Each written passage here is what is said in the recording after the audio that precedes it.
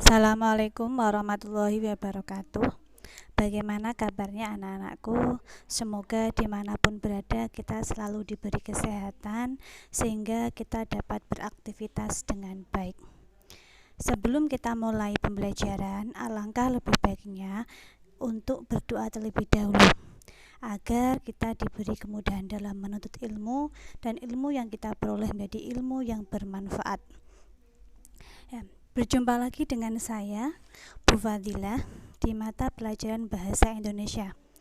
Pada kesempatan kali ini, saya masih akan melanjutkan materi kemarin, yaitu jika kemarin kita sudah membahas tentang teks prosedur, yaitu di mana kita sudah membahas ada pengertian teks prosedur, kemudian struktur teks prosedur dan kaidah kebahasaan teks prosedur.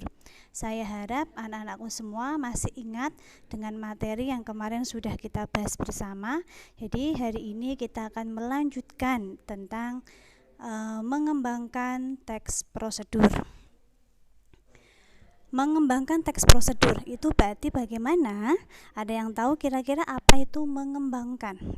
Mengembangkan itu sendiri kan artinya adalah memperluas, memperlebar. Jadi kalau diartikan seperti itu, karena mengembangkan adalah artinya memperluas ataupun memperlebar, berarti nanti di pembelajaran kali ini kita akan melebarkan, meluaskan teks prosedur atau menyusun sebuah teks prosedur gitu.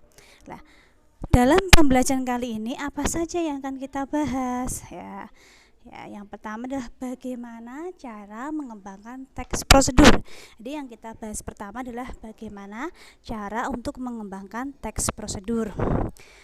Untuk mengembangkan teks prosedur yang pertama kita harus memperhatikan topik. Dengan cara bagaimana mengembangkan teks prosedur yang pertama adalah memperhatikan topik. Mengapa harus memperhatikan topik? Karena topik itu kan berkaitan dengan isi sebuah teks prosedur. Jadi ketika ingin mengembangkan teks prosedur kita harus tahu dulu topiknya apa. Topik yang tentunya untuk memilih topik adalah topik yang kita kuasai, sehingga ketika nanti kita membuat teks prosedur kita dapat menuliskan isi sesuai dengan topik yang dipilih. Kemudian setelah memperhatikan topik, yang kedua adalah memperhatikan strukturnya. Jadi untuk membuat teks prosedur kita harus memperhatikan strukturnya. Mengapa? Karena kalau tidak sesuai dengan struktur maka teks tersebut bisa jadi tidak sesuai dengan apa yang dipersyaratkan sebuah teks prosedur ya. Masih ada yang ingat struktur teks prosedur? Ya, teks prosedur kemarin sudah kita bahas. Yang pertama tujuan atau istilah lainnya adalah pernyataan umum. Tujuan atau pernyataan umum itu letaknya kemarin berada di awal teks prosedur. Kemudian ada langkah-langkah atau tahapan-tahapan. Tahapan-tahapan atau langkah-langkah ini disebut sebagai inti atau disebut sebagai atau isi dari sebuah teks prosedur. Kemudian yang ketiga, struktur yang ketiga apa lagi? Yang ketiga adalah penutup atau kesimpulan ya. Penutupnya berada di akhir teks prosedur. Kemudian setelah kita memperhatikan struktur, kita juga harus memperhatikan kaidah kebahasaan teks prosedur. Kaidah kebahasaan teks prosedur masih ada yang ingat? Ya, tentunya saya yakin masih ingat semua ya. Yang pertama kemarin sudah kita bahas kaidah kebahasaan teks prosedur. Yang pertama adalah adanya kata kerja imperatif atau kata kerja perintah. Kemudian yang kedua adanya pernyataan persuasif. Kemudian yang ketiga adanya kata teknis. Kemudian konjungsi. Dan yang terakhir adalah deskripsi alat dan bahan apabila teks prosedurnya itu berupa resep makanan atau resep membuat sesuatu ya. Sekiranya begitu, saya harap nanti bisa dipahami lebih lanjut dan paham dengan apa yang saya jelaskan. Oke, kita lanjutkan ke slide berikutnya. Ya, slide berikutnya adalah apa yang dikembangkan dalam teks prosedur. Jadi kalau kita tadi sudah tahu bagaimana cara mengembangkannya, yaitu dengan memperhatikan topik, memperhatikan struktur dan kaidah kebahasaannya. Sekarang adalah bagaimana atau apa yang dikembangkan. Sebenarnya itu apa sih yang dikembangkan dalam teks prosedur? Yaitu yang dikembangkan pertama adalah mengembangkan judul, kemudian mengembangkan tujuan atau bagian pernyataan umum, kemudian yang ketiga mengembangkan bagian langkah-langkah. Ayo, mari kita bahas satu persatu. Ya, kita bahas yang pertama, mengembangkan judul teks prosedur. Judul itu kan merupakan hal yang paling penting dalam sebuah tulisan. Mengapa judul dikatakan paling penting dalam sebuah tulisan? Karena judul itu berfungsi memberikan gambaran umum dari isi sebuah tulisan. Kepada siapa? Kepada pembaca. Jadi kita harus benar-benar dapat memilih judul. Judul yang baik bagaimana? Judul yang dapat mewakili isi dari sebuah tulisan. Ya, di samping menarik, judul itu juga harus menyesuaikan, bisa menggambarkan isi dari sebuah tulisan. Kemudian hal yang perlu diperhatikan saat membuat judul teks prosedur, ya tentunya yang pertama yaitu tentukan jenis teks prosedur yang ingin dibuat. Kan masih ingat ya, kemarin sudah saya beritahu bahwa teks prosedur berdasarkan tujuannya ada 3, yaitu tujuan pertamanya apa? Ya, membuat sesuatu, teks prosedur untuk membuat sesuatu, mengoperasikan sesuatu, dan melakukan sesuatu. Jadi sebelum kita menentukan judul, berarti kita harus menentukan dulu jenis teks prosedur apa yang akan kita bahas, yang akan kita buat. Kalau sudah ditentukan, baru kita dapat membuat sebuah judul. Misalnya, jika jenis teks prosedur yang dibuat berkaitan dengan saran melakukan sesuatu, gunakan kata kiat atau tips. Contohnya misalnya, kiat mengusir rasa bosan. Rasa bosan apa, Bu? Rasa bosan belajar daring, atau rasa bosan berteman misalnya, atau bisa juga menggunakan kata tips. Tips menarik hati si dia siapa? Kamu yang tahu.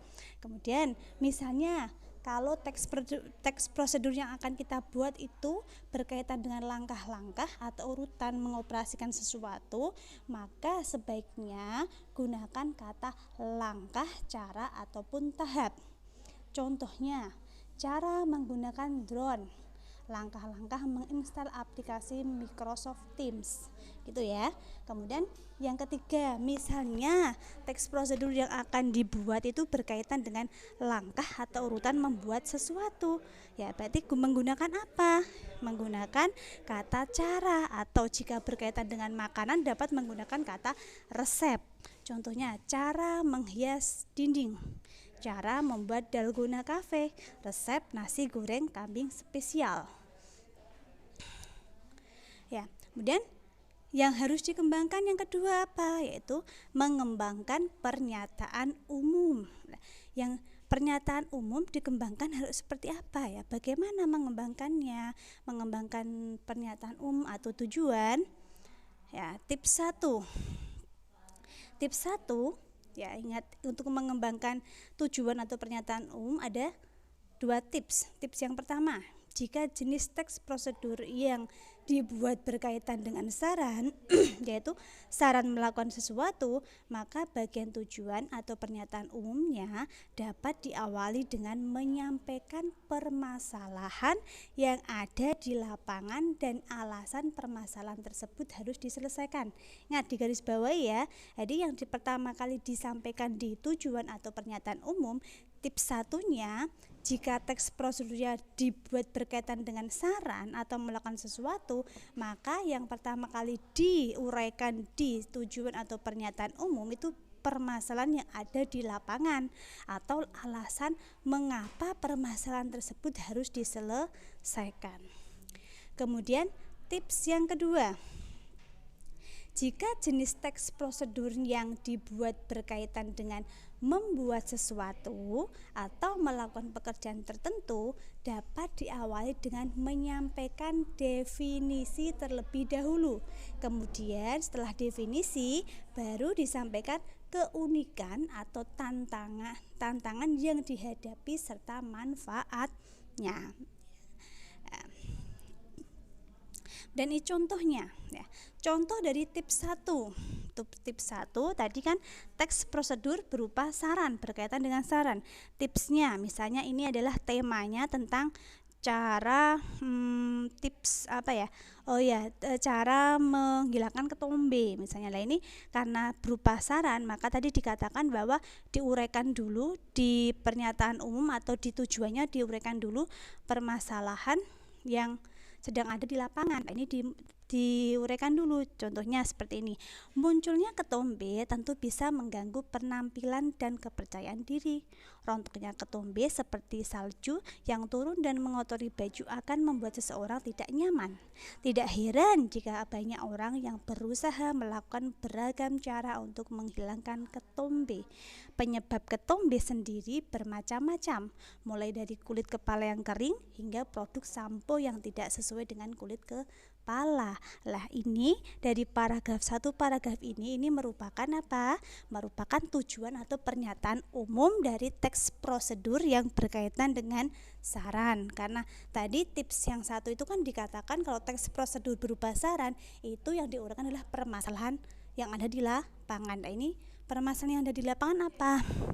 Orang ketombe itu kan pengganggu sekali, yaitu mengganggu kepercayaan diri seseorang. Nah, ketombe itu mengapa ada ketombe? Bisa karena salah sampo ataupun karena kondisi kulit yang kering. Begitu ya. Nah, kemudian kita lanjutkan. Contoh tips yang kedua, yaitu berkaitan dengan teks prosedur membuat sesuatu. Nah, ini tema kita adalah cara membuat dalgona cafe. Lah, ingat tips yang kedua ini untuk teks prosedur membuat sesuatu itu kan diuraikan dulu definisi ataupun kekhasannya atau ciri khas dari tema atau topik yang akan kita bahas. Ya, kita lihat bersama. Pernah mendengar dalgona coffee? Apabila termasuk yang aktif di media sosial, kamu pasti akan melihat minuman yang satu ini ramai dibicarakan. Pasalnya, dalgona coffee memang sedang mencuri banyak perhatian karena keunikan dari penampilannya. Ketimbang menggunakan wrapped cream seperti milkshake atau frappe, minuman yang satu ini justru menggunakan limpahan whipped coffee di atasnya. Lah, ini kalimatnya ini kan merupakan apa? Definisi ya. Kemudian belum lagi cara membuat dalgona coffee rupanya enggak sulit sama sekali dan siapapun bisa melakukannya. Lah, kalimat ini merupakan ciri khas dari dalgona coffee, sehingga untuk contoh ini di teks prosedur membuat sesuatu ini adalah bisa dikatakan sebagai tujuan atau di pernyataan umumnya. Ya, begitu. Kita lanjutkan lagi di slide berikutnya. Ya, yang slide berikutnya adalah bagaimana mengembangkan langkah-langkah teks prosedur ya. Mengapa langkah-langkah itu harus dikembangkan? Karena langkah-langkah itu merupakan bagian inti dari teks prosedur. Tanpa adanya langkah-langkah maka tidak bisa dikatakan teks itu sebagai teks prosedur. Karena yang membedakan teks prosedur dengan teks yang lainnya itu adanya langkah-langkah. Dan ingat, langkah-langkah atau tahapan dalam teks prosedur tidak boleh tertukar atau tidak boleh tidak urut, harus urut. Karena kalau misalnya tidak urut, maka tujuannya tidak atau dampaknya tidak akan optimal, tidak akan hasilnya tidak sesuai yang diharapkan. Begitu ya. Nah, kemudian ada dua pilihan untuk mengembangkan langkah-langkah. Bagaimana mengembangkan langkah-langkah dalam teks prosedur? Ya, pada saat mengembangkan langkah-langkah, kita harus benar-benar tahu setiap tahapan yang harus dilalui. Jangan sampai tertukar karena bisa berdampak pada kesalahan prosedur. Nah, untuk mengantisipasi itu, maka ada dua pilihan untuk mengembangkan langkah-langkah. Yang pertama, mengembangkan dengan menggunakan pola kronologi. Lah, mengembangkan pola kronologi itu bisa menggunakan kata pertama, kedua, keempat, atau bisa menggunakan kata mula-mula, kemudian setelah itu, atau akhirnya. Nah, mula-mula, kemudian selain itu, dan akhirnya ini merupakan konjungsi. Jadi pola yang pertama ini dikembangkan dengan bentuk paragraf gitu ya. Jadi ingat, pola yang pertama dengan pola kronologi, cirinya apa? Cirinya yang pertama menggunakan kata pertama, kedua, ketiga, dan keempat, atau bisa menggunakan konjungsi kemudian, mula-mula, setelah itu, dan akhirnya. Dan untuk pola kronologi itu langkah-langkahnya berupa paragraf. Kemudian tips yang kedua, mengembangkan dengan menggunakan pola angka secara berturut atau menggunakan poin-poin. Nah, pola ini tidak ditulis dalam bentuk paragraf, tetapi setiap langkahnya ditulis secara urut dari atas ke bawah menggunakan urutan angka atau poin. Misalnya seperti ini di tips pertama ya, yang kronologi itu untuk menjelaskan kata yang digunakan itu kan ada poin kata, ada poin atau angka urutan 1, 2. Nah, ini yang digunakan untuk pola yang kedua, begitu. Selanjutnya ya, ini contohnya. Nah, contoh untuk pola yang pertama atau pola kronologi yang menggunakan yang bentuknya berupa paragraf. Di contoh 1, mari kita baca bersama. Pada saat membuat paspor, hal pertama dipersiapkan adalah dokumen pribadi. Nah, ini ada kata hal pertama. Jadi langkahnya itu digambarkan dengan kata pertama ya, dalam sebuah kalimat. Jadi tidak poin, tetapi ada kata pertama. Kata pertama ini masuk dalam sebuah kalimat di dalam paragraf. Seperti akte kelahiran, KTP, KK atau kartu keluarga, ijazah terakhir, surat nikah, surat keterangan kuliah atau sekolah bagi mahasiswa atau siswa. 2 pas foto ukuran 4x6. Berikutnya, nah ini juga menggunakan konjungsi ya. Tadi dikatakan kalau yang kronologi bisa menggunakan kata pertama, kedua, ketiga, dan seterusnya, juga bisa menggunakan konjungsi. Salah satunya berikutnya. Datanglah ke kantor imigrasi yang sesuai dengan alamat KTP atau ke kantor imigrasi terdekat. Di sana Anda harus membeli formulir permohonan di loket yang sudah disediakan. Isilah formulir tersebut dengan lengkap sesuai dokumen asli yang Anda miliki. Setelah itu, nah ada kata setelah itu.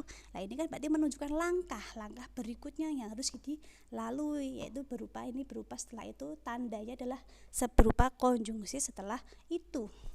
Serahkan formulir yang telah Anda isi ke loket pendaftaran. Kemudian ini penanda langkah berikutnya atau tahapan berikutnya. Tahapan berikutnya digambarkan dengan konjungsi kemudian. Ambil tanda terima, jadwal foto, dan jadwal sidik jari. Jika antrian terlalu panjang, Anda dapat mengatur jadwal foto dan sidik jari lalu datang pada hari berikutnya. Begitu ya. Jadi yang contoh pertama ini berupa paragraf, dan untuk menandai langkah atau tahapan-tahapannya itu bisa menggunakan kata pertama, kedua, ketiga, dan selanjutnya. Bisa juga menggunakan konjungsi. Contohnya konjungsi apa? Kemudian, setelah itu, seterusnya, begitu.